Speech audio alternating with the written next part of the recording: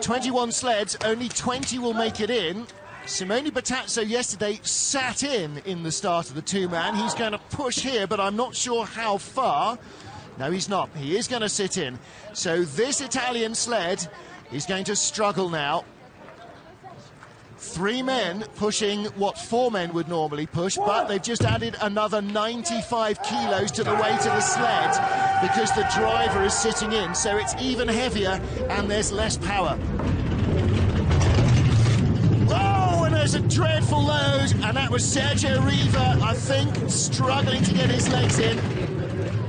Well, a 6.32 start, and all of that commotion will A, have distracted the driver, and B, sent the sled rocking side to side, and if it's going sideways, it's not going forward. Well, that is the first time I think I've ever seen with a 3-man load, not all 3 of them getting in safely. They were trying so hard to get this sled a decent start, because they know they are under pressure of not making the second cut.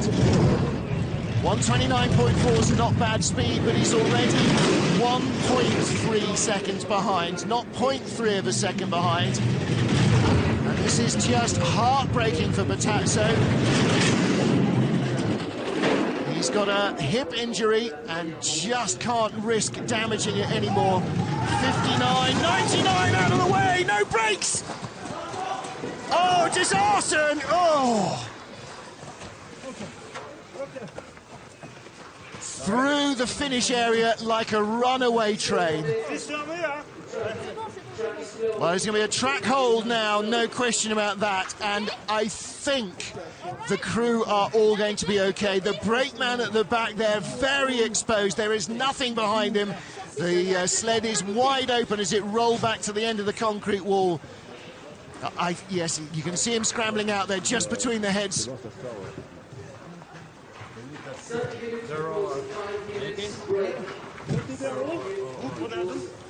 Well, it looks like everybody is okay. The sled is okay, but very unlikely that they were going to make the second heat anyway. But, I mean, look at this, you know, it's all hands to the pump. Every nation you can think of that is down there in the finish area. It's not just the track workers. You're looking at the coaches there, the sled dogs who help their own teammates load the sleds. And it's going to take, yeah, a lot of humping to get this sled safely back down on the ice. Well, Federico Comel, the man on the brakes, seems to be okay. You saw Simone Battazzo standing there just looking a little bemused by it all. And just rushed through the station like a runaway goods train with no brakes. And you could hear them yelling. You could hear Simone yelling as they came through. And, well, here's the start. Battazzo was in at the start. And the man at 2 didn't get his legs in. Man at 3 didn't get in at all. That was Sergio Riva. And they were trying to get out, trying to get in, trying to get out at the end. And when they came through the finish corner across the line, you saw that some of the crew members were already almost standing up. They were expecting the sled to slow down. That's normal practice. And then they realized suddenly they could not hear or feel the brakes. Well, down inside the back of the sled, essentially the brakes are operated by 2 handles.